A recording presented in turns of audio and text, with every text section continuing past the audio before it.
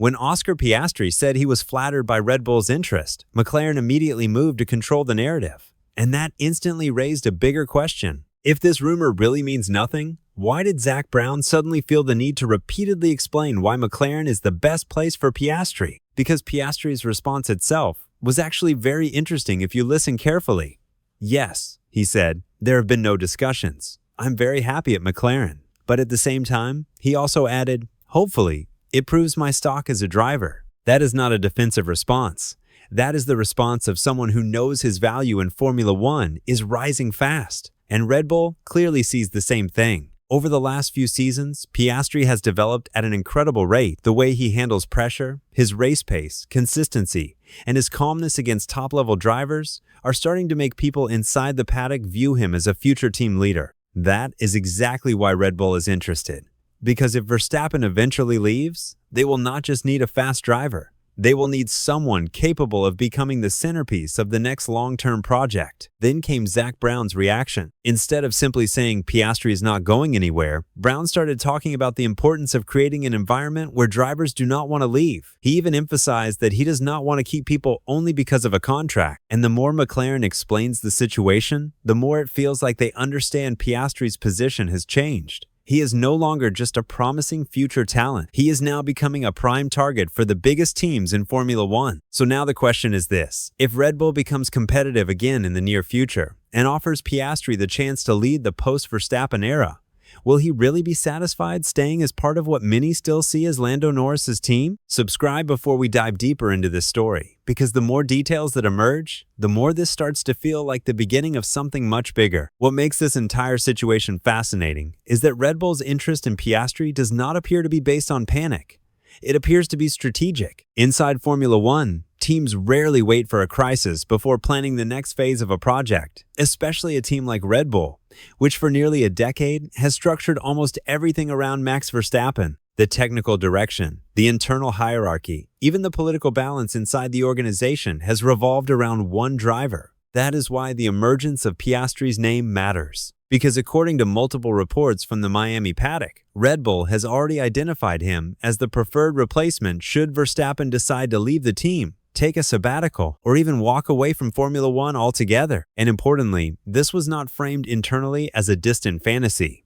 It was described as a realistic contingency plan. That alone tells you Red Bull believes the Verstappen situation is no longer something they can completely ignore. The backdrop to all of this is Verstappen's increasingly public frustration with Formula One's new regulations. Over recent months, he has repeatedly questioned the direction of the sport, particularly the heavy electrical emphasis within the next-generation power units. At several points earlier this year, Verstappen sounded unusually unconvinced about his long-term future. Then came the recent regulatory shift. Formula One and the FIA agreed in principle to move towards a 60/40 split between internal combustion and electrical power for 2027. Suddenly, Verstappen's tone changed. "It's definitely heading into a very positive direction," Verstappen said in Montreal.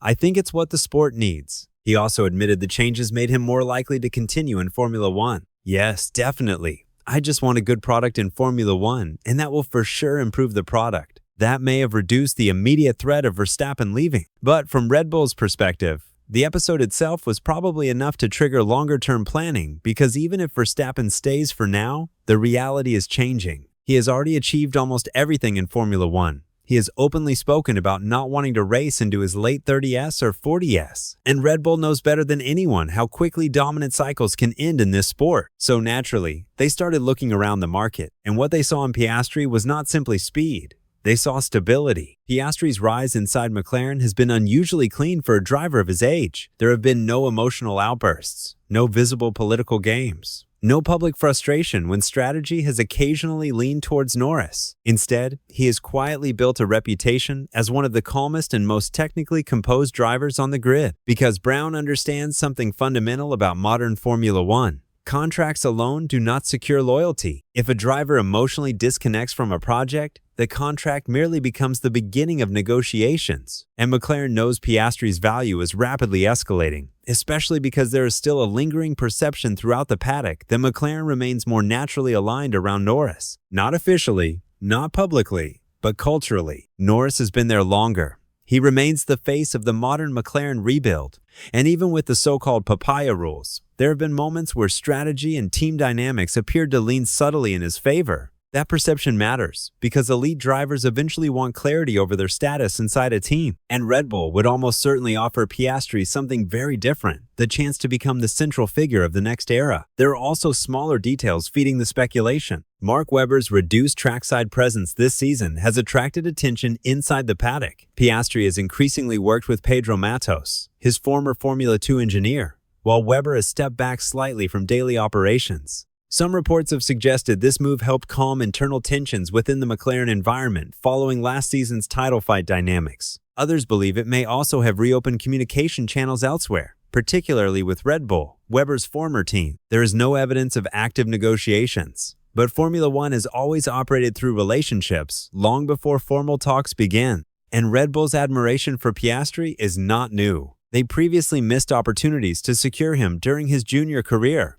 Internally, there is believed to be genuine respect for how quickly he has matured into a frontline Formula One driver. What makes the timing even more intriguing is Red Bull's own technical trajectory. Although Mercedes has dominated the 2026 season so far, there is growing belief within the paddock that Red Bull's power unit situation is far stronger than early results suggest. Some rivals, including figures within Mercedes, reportedly believe Red Bull's internal combustion engine may already be among the best on the grid. The bigger issue has been energy deployment and battery harvesting, but progress made around Miami appears to have improved several of those weaknesses. That matters because if Red Bull solves the electrical side of the package, the team could become highly competitive again very quickly. And if that happens, the appeal of leading Red Bull's next era becomes significantly more powerful, especially for a driver like Piastri, who is now approaching the point in his career where long-term championship positioning starts to matter as much as short-term comfort. For now, publicly, everyone remains calm. Piastri says he is happy.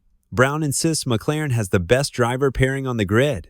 Verstappen says he is increasingly positive about Formula One's future, and Red Bull officially remains committed to Verstappen. But beneath the surface, something clearly shifted over the last few months because Oscar Piastri is no longer being discussed as merely a talented young driver. He is now being discussed as a potential centerpiece for Formula One's next major power transition. And once a driver reaches that level in the market, speculation rarely disappears. So the real question now is not whether Red Bull likes Oscar Piastri.